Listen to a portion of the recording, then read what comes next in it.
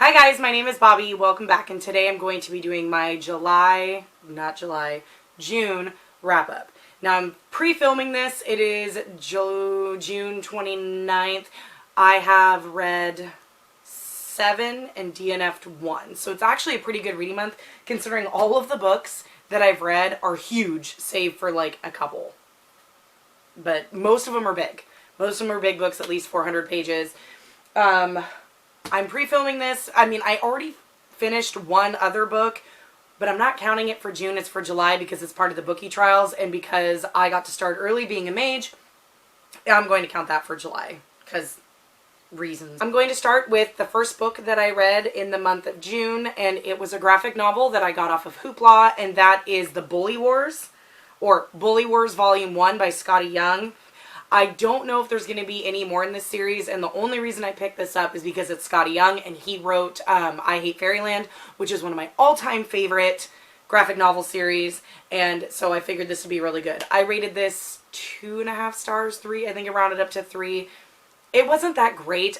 The whole story is about this kid, or this friend group of 3, 2 boys and a girl, 2 of them are siblings, and they're nerds. They're, they're picked on all the time. They're bullied all the time by this big, huge kid. And they're in elementary school. Well, now they're moving into junior high. And so there's this whole thing where it's like, well, maybe we'll blend in and we won't be bullied anymore. Not true, because there's bigger and better bullies at the middle school.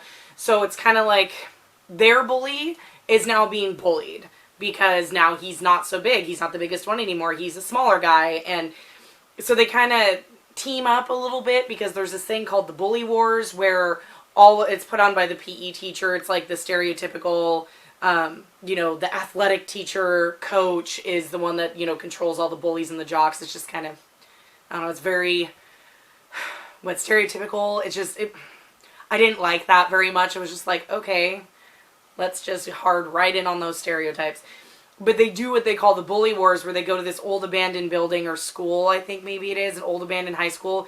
And the whole point is they put a nerd in the middle, in a mascot uniform, in the middle of the school or whatever. And the bullies, whatever bully catches the nerd and brings him out, wins the Bully Wars and is like the king bully of the school. So, I mean, they did have a good message by the end. But the way to get there, it read really fast, but it just really wasn't as good as I Hate Fairyland. I Hate Fairyland was a fucking masterpiece. So I rated it 3 stars. Glad I read it. I will try anything Scotty Young writes. I love the art style. I love how silly and kind of tongue-in-cheek his writing is. So I'll try anything by him. But yeah, it wasn't my favorite. And then the next book that I read, I actually ended up DNFing. And this was a buddy read with one of my subscribers, Cindy. She asked me to buddy read this because it was on a previous TBR and I hadn't read it yet because I never got to it. It's a ginormous book, and she's like, "Hey, I want to read that. Will you buddy read it with me?" And I said, "Sure, let's do it." And that book is Children of Time by Adrian Tchaikovsky. I DNF'd this. What was I, about 100 pages in? I think we were about 100 pages in when we DNF'd. Yeah, this book sucked. I know Emily over at Books with Emily Fox really loved this book, and I got this in a book box, but she loved it so much I figured I would love it too. No. This is very, very, very hard sci-fi, like hard sci-fi, very technical, and not necessarily, I guess it is scientific, but very technical in the space terms, very technical in the different terms of the way they do things, and we got 100 pages in. So the premise of this book is it takes place in the future. I don't remember how far into the future, pretty far if I remember right, but the first little chapter starts out and it's more closer to our reality now, but still in the future, and Earth is still surviving and fine, but they're trying to colonize other planets and other areas of the solar system. And it's like this woman, and you're kind of in her perspective, and she's like a head scientist, and she's been given this grant, and so she's like colonizing. It's like another planet that's just like Earth, and so she's like trying to make another Earth, but without starting from scratch, like either putting people down there now that are like us, or not, you know, starting a whole new civilization from scratch. She doesn't want to start from scratch because our evolutionary process has been rather slow, like it's taken thousands upon thousands of years. So she's trying to skip that. So she's created like this serum or drug that when you ingest it, you evolutionize faster. Like you move through evolutionary processes within 10 to 20 years instead of 1,000 years. So it moves a lot quicker.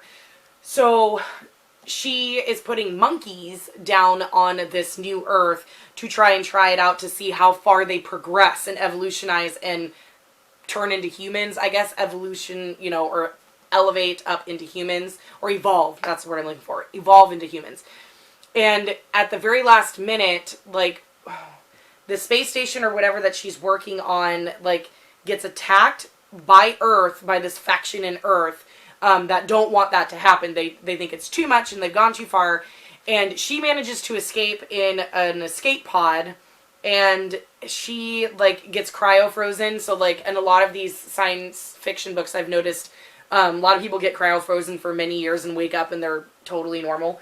So she gets frozen, and then we jump to, like, present time, where it's way further in the future. I think, what'd they say, almost 1,000 years? I think, something like that.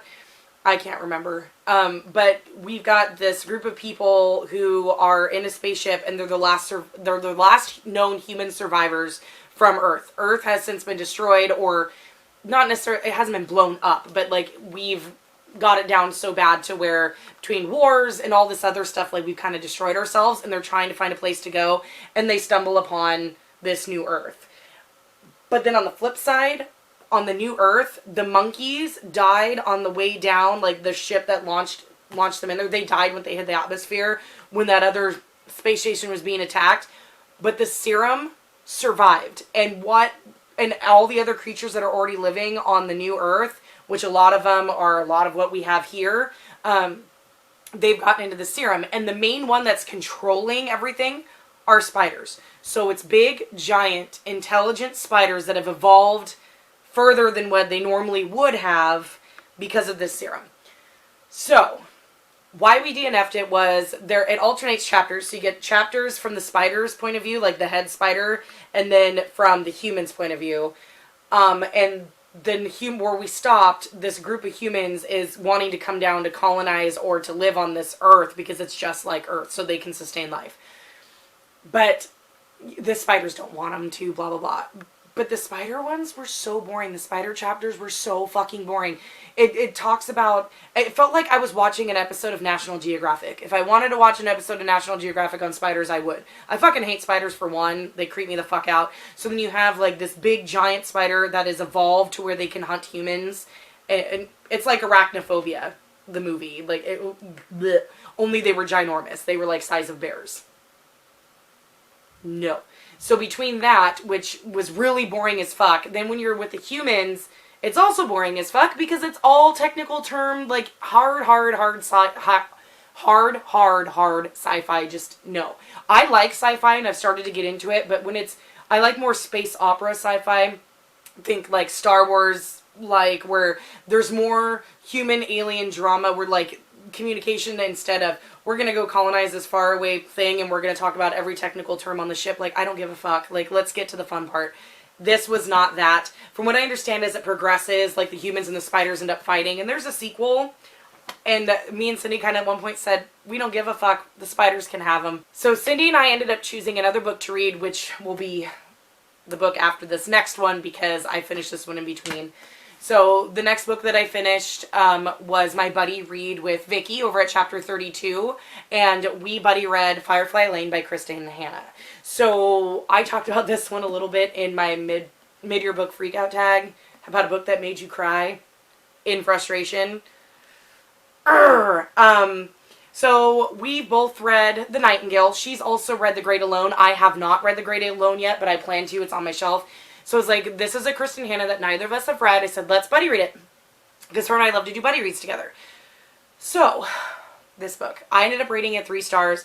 It was a solid 4 stars all the way up until the last 100, 150 pages, and I knew what was going to happen, and I could see it coming a mile away, and I told Vicky, I said, if this fucking happens, I'm dropping my rating. Like, this better not fucking happen. This book has been really good, and then, like, big ol' shit. This has one of my least favorite tropes in fiction.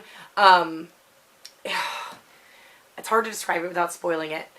Okay, so mild spoiler, and it would only be a spoiler if you've seen this particular movie. So just to let you know, spoiler alert for like 5 seconds, if you care. Anybody seen the movie Beaches? Yeah.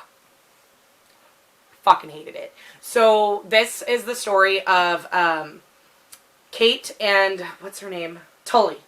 This is the story of Kate and Tully. It takes place from the 70s until 2013 or so. So the 70s until now.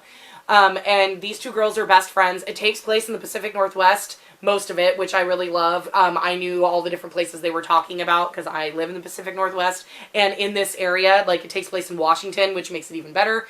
And in the 70s, Kate is from a very nice, loving family, a mom and a dad, a little brother, like, very nice family, you know, basic run-of-the-mill family, but she's not really popular. She doesn't have a lot of friends. And then Tully moves in across the way, and she kind of lives out in the country, but Tully moves in across the street, and Tully is like the coolest girl in the world. Everybody wants to be her friend. Everybody wants to date her. She's just like one of those cool, groovy chicks that everybody, like, loves. And Kate and her end up becoming really good friends. And it's kind of happened in its own way. And Tully comes from a family where she doesn't know who her dad is. Her mom is a drug addict, total child of the 60s. Drugs, alcohol were way more important. She dropped Tully off with her grandparents. And she lived with her grandparents for most of her life. And her mom would just come pick her up at random and take her for like a month or so, and then get tired of having her and dump her back off with her grandma. So Tully's led a really tumultuous childhood to where she never has really felt that she's loved or that she is loved at all. Like, she's never felt love from any adult besides her grandmother. And her grandmother always showed her love, but her grandmother dies when she is like 16, something like that. So it's kind of like one of those things where she never had loved or felt loved, but she felt love with Kate and Kate's family. So she kind of becomes an honorary member of Kate's family. Now, it follows the girls through high school, through college, and into their adult lives. Now, I loved it all the way up until midway through adulthood. Kate has always been kind of the one that kind of off to the side, was always in Tully's shadow. Like, everybody loves Tully. She's great. She's effervescent. Like, you know, everybody wants to be her or be with her or be her best friend. And Kate's not like that. Kate's very basic. And I hate saying that, but she is. She's like, somebody you would know. Like, she's like, would be your best friend. Kate is one of those people where you don't really notice her. She's got, you know, everything that she gets, whatever she wants, but it's never anything out of the ordinary. Kate doesn't strive to be bigger than life, but Tully does. So they end up leading very different lives, but they still remain best friends throughout it all because they've been, you know, through a lot in their childhood. Now, where this turned for me is when it hit the trope, and I could see it coming a mile away. So before I say any spoilers, I gave it 3 stars. It was 4 stars until it hit the spoiler point. So non-spoiler people, if you don't want to know, you can come back when I put this book down. Then I will have moved on to the next one. But yeah, now I'm going to get into spoilers. So, okay, it has the trope where, so Kate is our main character. Kate is supposed to be the main character. Tully's a side character, even though she is her best friend. And I guess they're co-main characters, but Kate is the main focus. Kate is where they spend most of their time on. And I kind of had a feeling from the beginning that something was going to happen to Kate, and it is. It ended up being where, and I could see it coming, where the way Tully treats Kate like shit, pretty much. Tully's one of those toxic friends where she only wants to be around Kate when she needs her for something and when she can get something out of her. Tully's never really there for Kate. at all. And it really pissed me off, and I could see it coming. I'm like, Kate's gonna fucking die. It's gonna be that fucking trope where, you know, oh, this character's had such a hard life, and she's had such shit, and now she's this big famous person, and she's gotten there, but she's lonely and terrible. So now this best friend that's been there for her for fucking ever, who's done everything right and is leading this nice, happy life, she's gonna get fucking cancer and die so that it can benefit this selfish, terrible main character. And that's exactly what fucking happened, and it pissed me off. Like, Kate, I liked Kate. I identified with Kate a lot. She's married, she has 2 kids, or no, 3, it ends up being 3 kids. She has 3 kids, it's hard, you know, she's a stay-at-home mom, I'm not a stay-at-home mom, but still, like, the doing of the everything while your husband's working all the time, and I identified with her. I didn't identify with Tully. Like, I mean, I didn't have a shit life, but I didn't have, like, the best childhood either. But, you know, Tully is very, very selfish. It's always about her. What, you know, all eyes on her. Everything's about her. And it got to this, there was this part where Tully was interfering with Kate's daughter, or with Kate's relationship with her teenage daughter. And it really pissed me off because I could see what she was doing. Tully was jealous that Kate had a family and got married. But Tully had that opportunity, but she never fucking took it. But Kate did. So it's like she was trying to steal her family from her and take and take and take and take. And I was like, bitch, fucking stop. And Kate wouldn't stand up to her, and she finally did at one point where Tully had gone above and beyond, like, the atrocious shit she pulled. And it just pissed me the fuck off. Like, why? Like, why do you have to write a story that way? Why couldn't the story just be about 2 best friends and how they stayed best friends all the way through and were just there for each other and kind of became a found family? And, like, nope. Kate has to get cancer. A terminal one when she's like 40, you know, 41, something like that. Her daughter, who's the oldest, she's like 14. Her twin sons are like 9, something like that. She's getting cancer and she's dying. So, you know, of course she's going to die this terrible, horrible death, and they can't do anything about it. And what's Tully do? She sweeps in and she swoops in, and she's just going to be, you know, she's there for her now while she's dying, and, you know, take over her family for her. It just pissed me off. Kate's death was to teach Tully not to be selfish and to appreciate the actual things in life that money can't buy, like family and friends and all that. And I hate when a good character with a good, solid storyline and a good heart and a good intention is used to better or teach a lesson to. It's like a twist on the Manic Pixie Dream Girl, where this quirky character is just there to, you know, teach the main character a lesson. It's like a spin on that. This good-hearted, awesome character who you actually get feelings for and identify with is just there to teach the selfish piece of shit other character a lesson about life. It was destined. It was supposed to make you cry. No, it just pissed me the fuck off, and I cried tears of frustration, wanted to throw it across the room. It's lucky I didn't give it 2 stars because it pissed me off that much. Okay, spoilers done. I wouldn't recommend it unless you read just the first half. Okay, so the next couple of books that I read, I did not stick to my TBR at all this month. At all.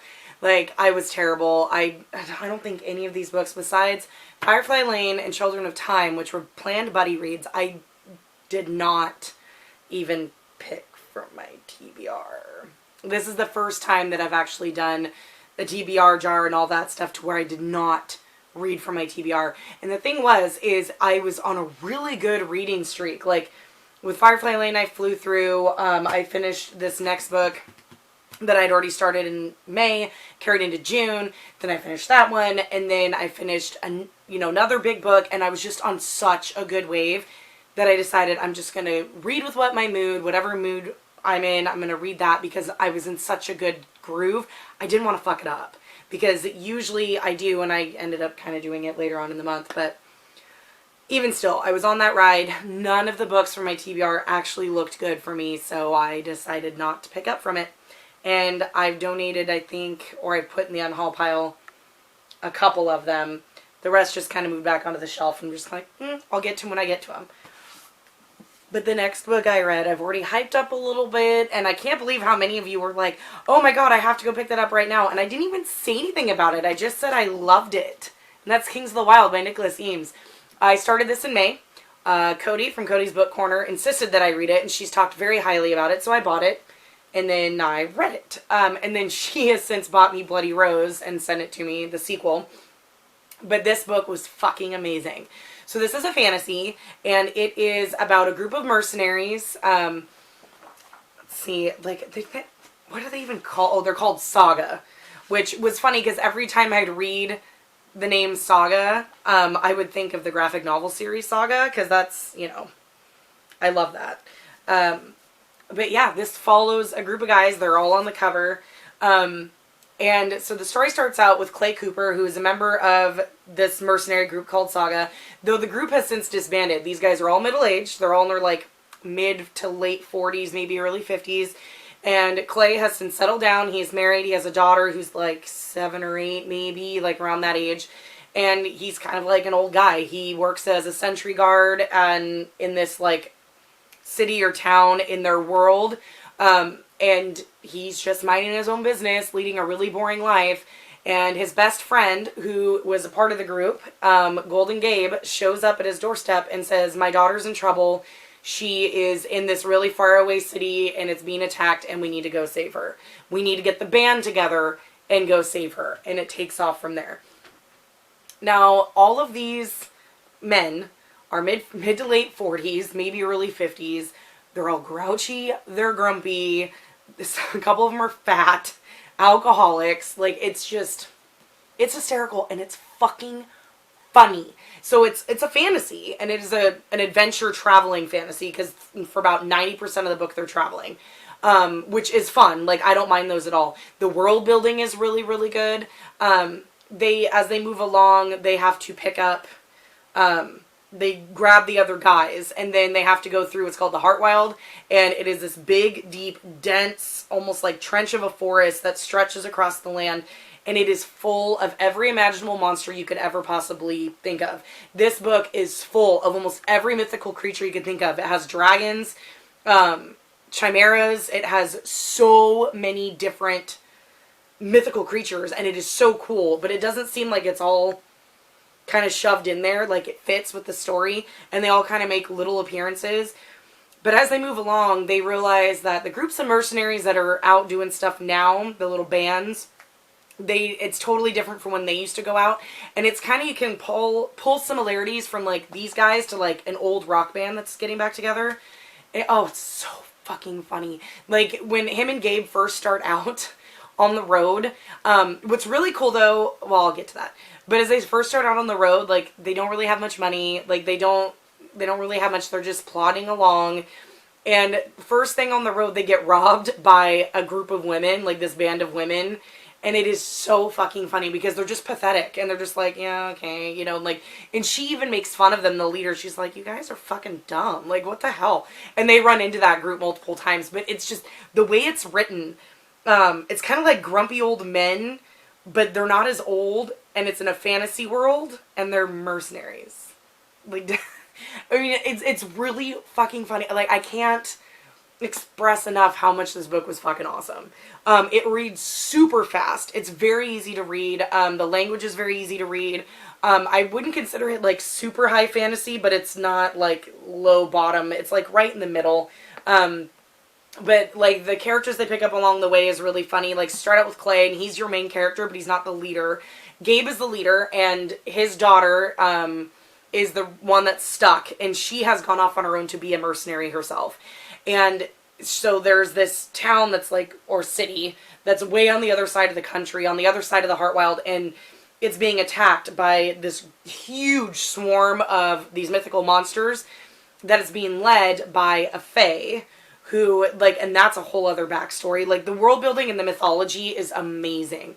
So as they go along to pick them up, they go and get Maddie, and Maddie is a king now of another area, and he's fat, and he's an alcoholic, and his wife is a piece of shit who cheats on him all the time, and all of her children are not his, they're all everybody else. She's a complete whore, and everybody knows she's a whore, and it's just, oh my god, it is so fun, and she's fucking, like, her guard, her, like, main guard, and everybody knows, and he just kind of ignores it. So you've got him, then you have Moog, who I've mentioned. Moog is amazing. He's a wizard. He reminds me of, like, Merlin on, like, Merlin on acid. Because he loves, like, all the stupid small little things, like Arthur Weasley, like I said before. Like, the smallest things, like, make him super happy. But he he's full of stories and stuff as well. And that's another running joke, that every single bard that they've ever had travel with him has always died. And Moog is great, and Moog pulls all these random things out, like of stuff, like a Mary Poppins bag where just things keep coming, and half the time they don't work. And he's funny, like he's like the little comedy that like spouts off here and there. So they get him, and then they have to go get Ganelin, who I really loved Ganelin, but he had a really sad backstory. Like when they go find him, like he is literally frozen Medusa style, like in stone, and in this prison, and that's where if you get put in this prison, that's what they do to you. So when they revive him out of it, he's the same age he was when Saga broke up, like 20 years ago. So he's like 25, like, so he's young and agile and all that. But as they pick everybody up as they go along, and then they head across the wild, it's so good, and it's such a good adventure travel story, and it's so fast paced. But what's cool is each one of them has their own thing. So like Moog has, well, he's a wizard, so there's that. But Clay has a big, huge shield that's like impenetrable, that like nothing can get through that shield or break it. And it's made out of this special wood, and they explain it like it was made forever ago out of this special wood from this kind of tree that's alive that he killed. And so he's had that for years. And then Gabe has a special sword that he has to go retrieve because he sold it. That's part of the start of the trip. But that sword belonged to the King of the Fae, and he kind of gave it to him when he died. And it was like, it's a very special sword, which that has a whole other backstory with the villain as well. And then Ganelin has this really big, huge hammer that like can do all, axe. It's an axe that can do, it's so fucking cool. It is so much fun. Oh, and Maddie has these two like scythe-like swords that he uses. It is so much fun. I've never had as much fun reading a fantasy as this one. Like, there was just so much going on, but everything made sense, and it all came together. It was so easy to read and so easy to follow. Like, if you guys aren't hyped up about this yet, just for me telling you how much I loved it, easy fucking 5 stars. Go pick this up. Like, you can buy it on Amazon. This is his debut. This is Nicholas Eames' debut novel, and I don't fucking understand how it is. Like, it is that fucking amazing. Like, it does not read like a debut novel. If you guys love fantasy, please go pick this up. It is so worth your time. So the next book that I read was actually a buddy read. So Cindy and I, my subscriber Cindy and I, were going to buddy read Children of Time. But it was shit, and we DNF'd it. So we decided to pick up another sci-fi, which she has like the first 5 books, I think. And so I just went on Amazon about the first one. I've heard many good things about it. Sam over at Thoughts on Tomes talks about it all the time.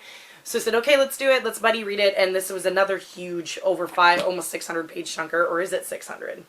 Damn near, I think. Yeah, 561.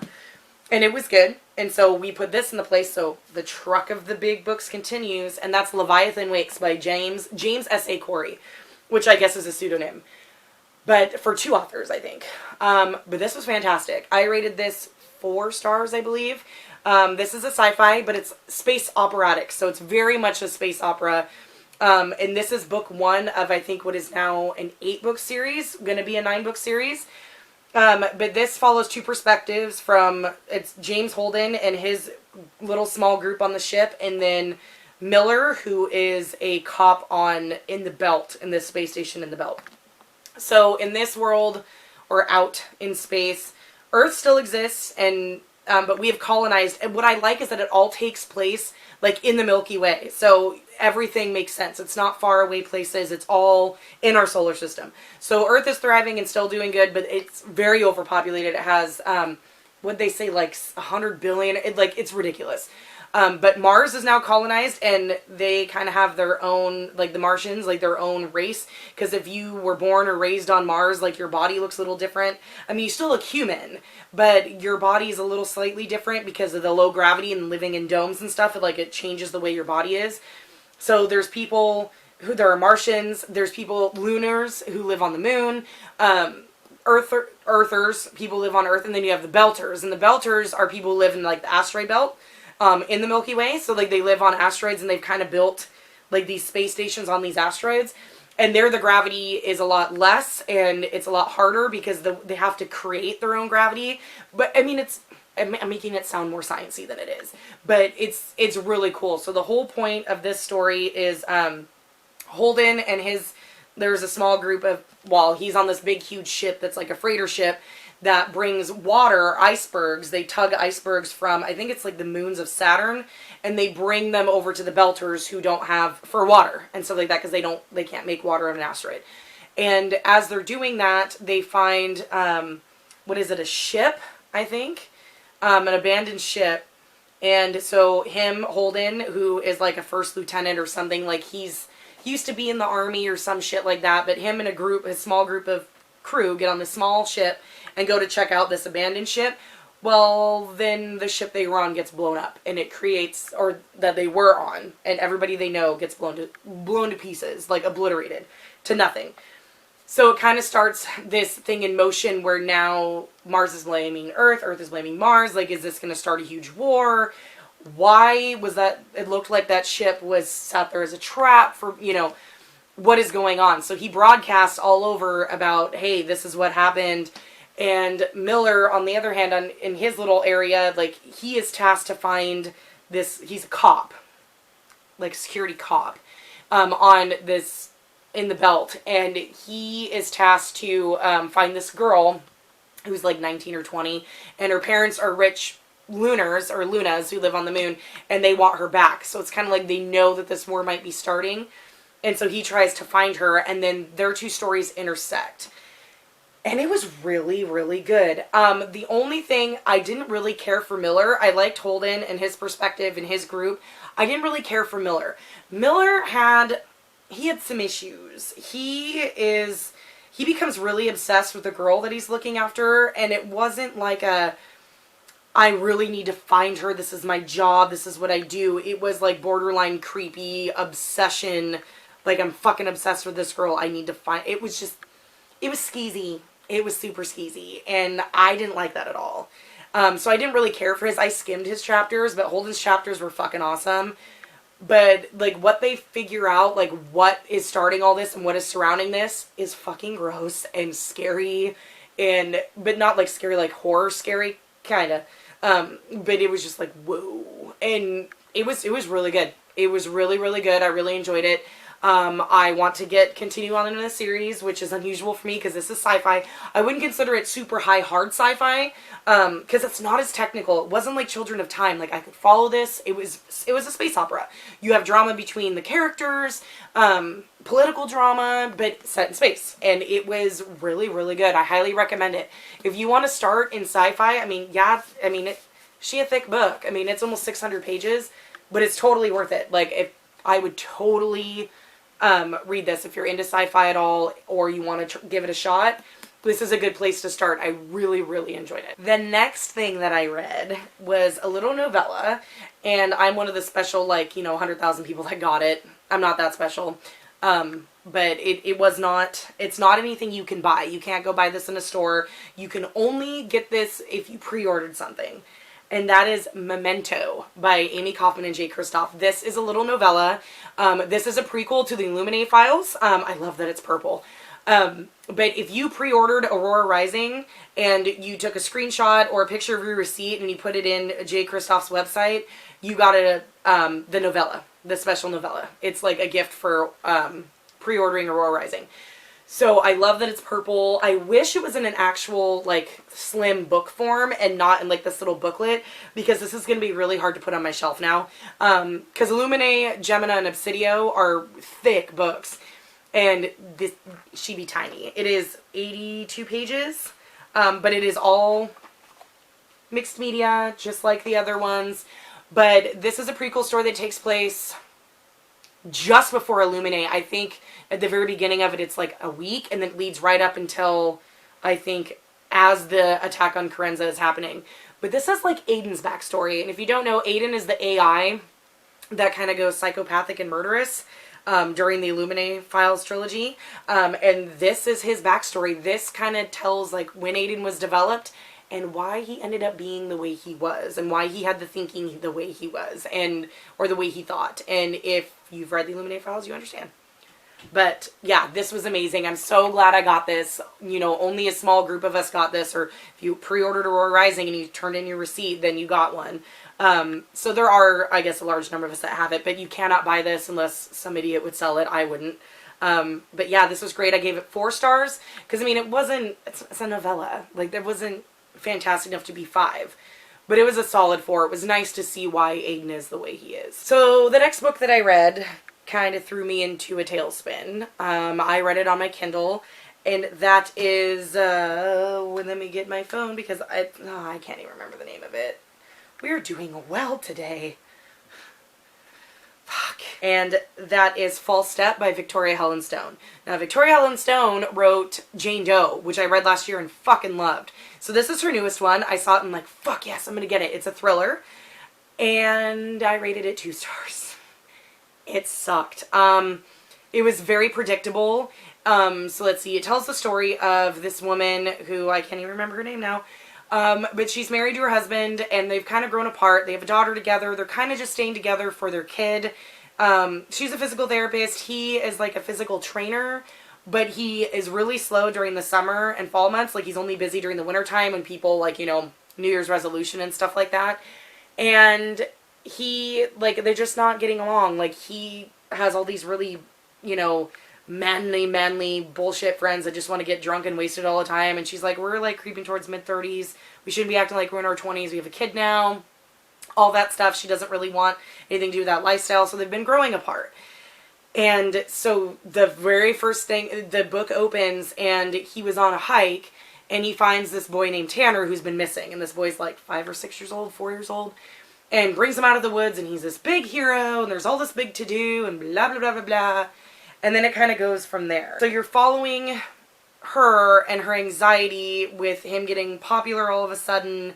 And what does this mean? And it just kind of went down this really stupid, tropey, like, I saw it coming a mile away, like, what this was about. And I really fucking hated it. It was 2 stars. Like, I wouldn't recommend it. It's nothing like Jane Doe. Jane Doe is fucking amazing. I wouldn't read it. Like, I don't even want to talk anymore about it because it really disappointed me. I was so bummed reading it and like, please don't be what I think this is. And that's exactly what it was. And so the last book I read is a book that I started, I think, on the 17th. No, it was like the 15th. I was doing really good. I've read all these big books. I'm like, my momentum's going. So I'm like, you know what? I'm just going to mood read. I'm going to pick whatever I want. And I picked this one up. I figured it was time to read it. It's a big book. It's almost 500 pages. It's like 497 pages. It's been on my TBR forever. I'm like, I'll just keep the big book momentum going. I'm doing great. So I picked it up and I read half of it and absolutely fucking loved it. And then I decided to not read for a week. Like, I just got into one of those things where I didn't feel like reading. So I set it down and I literally finished it on the 27th, the night of the 27th, which is good because as a mage, my readathon for July started on the 28th. So I wanted this to be done and out of the way. And I finished it and I gave it 4 stars and I absolutely enjoyed it. And that book is Furyborne by Claire Legrand. Why can't I talk today? But this has been on my TBR for over a year. The sequel just came out. It came out in May. Yeah, I think in the end of May. This was a very hype book on BookTube. This is a YA fantasy, and which, yeah, I guess it's considered YA. It's kind of got mixed reviews. Either people really love it or they really don't. I'm on the love side, I guess. Like, it wasn't a full 5. It was definitely a 4, but I enjoyed it. Like, I enjoyed it more than Cody did. Cody didn't really get on with it that well. But I actually really liked it. This tells the story of Eliana and Riel. They're 2 women who are 1,000 years apart, so they alternate chapters. Riel is in the past, and Eliana would be considered now in this fantasy world. And one is a sun queen, one is a blood queen. Like, it's like part of this prophecy in their world. And I really liked it. This has elemental magic, which I really enjoy elemental magic. I think that's probably one of my favorite magic systems. What I've heard a lot of people say about this story or this book is that either it was too slow paced, which I didn't kind of agreed with. It's not slow paced. There's a lot of action and it moves. It's just, this was a 500 page book And it took 500 pages to not get very far, if that makes sense. It's like it took 500 pages to get a span of like a week, maybe 2 weeks in both of the women's timelines. And that can be kind of draggy. I mean, a lot happened, but I can understand where that would frustrate people.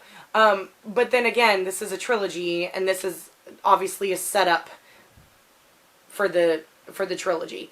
But I really liked it. I love the elemental magic. Most people choose one they like the best.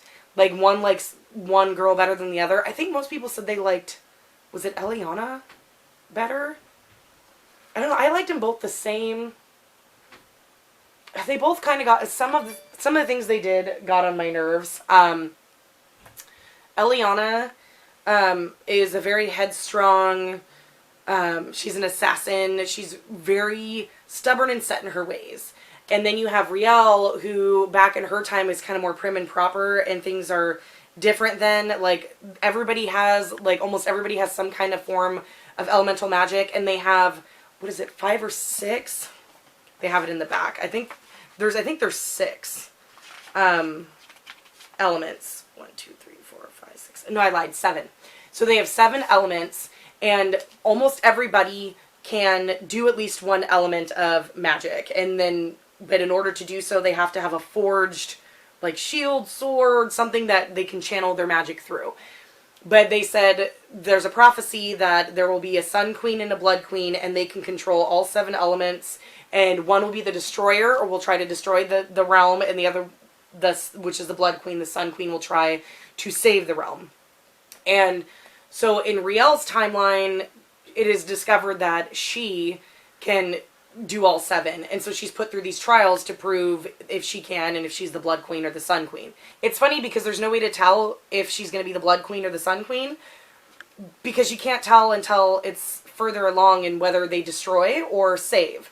And in both worlds, there is a gate that is holding back angels, and angels are evil, and they want to destroy and control the humans. So there's all of that to deal with. In Riel's timeline, everybody has the magic, but in Eliana's timeline, no, the magic is eradicated. The gods that they worshipped is eradicated, and there's a saint for each element.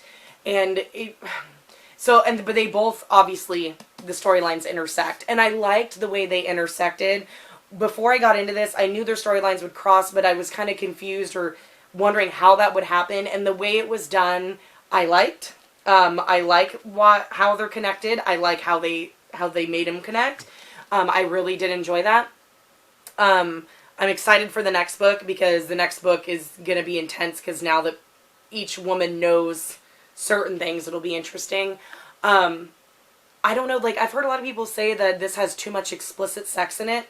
There's one sex scene in the entire book, and it is towards the end. I think it's around, like, in the 300s somewhere. And it's explicit, yes, in that it's not fade to black, but it's not like erotica, where it's like a whole bunch of, body part words that are like, I mean, everything is like said in, what is it, not metaphors, like similes. Like, it's, instead of saying, penis, it's like, they don't even say member. They don't even say anything that alludes to lower genitalia. They don't use any word. She doesn't use any words like that. It was just like, stuff like around it. Like, the acts are described, but it's very much like fireworks and stars kind of thing, where it's more about feelings than it is like, he put his hand here, he put this there. It wasn't, erotica, where you get like, it's porn film in type. It's not like that at all. So people are complaining because this is YA that is too explicit. Well, most YA readers are anywhere from 16 to their early 20s, which, they can handle what's in here, and it's one scene. It's not a lot. It's one. And it's not super explicit, in my opinion. I've read in some fantasy some pretty explicit sex scenes, and even in YA contemporaries, like some pretty explicit rape scenes, and that are way worse than this. So, but anyways, I really loved it. It's probably not going to be for everybody. Obviously, Cody didn't enjoy it.